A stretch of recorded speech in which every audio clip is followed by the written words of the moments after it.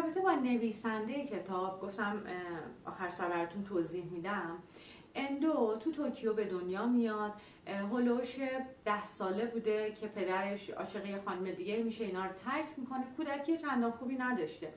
11-12 ساله بوده که به تشویق خاله و مادرش غسل تعمید میده به عنوان یک کاتولیک مسیحی. بعدها برای ادامه تحصیل به فرانسه میره و کتاباشو همونجا مینویسه. و جالب حرفی که اندو توی خاطراتش مینویسه اینی که من همیشه احساس دیگری بودن داشتم.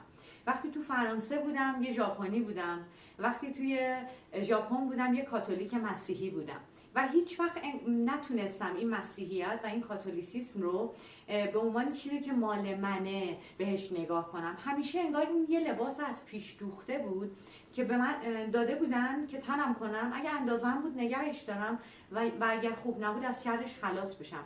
میگه من بارها سعی کردم از شر این کاتولیسیسم خلاص بشم ولی نتونستم. انگار که جزئی از وجودم شده بود، نه که نخوام.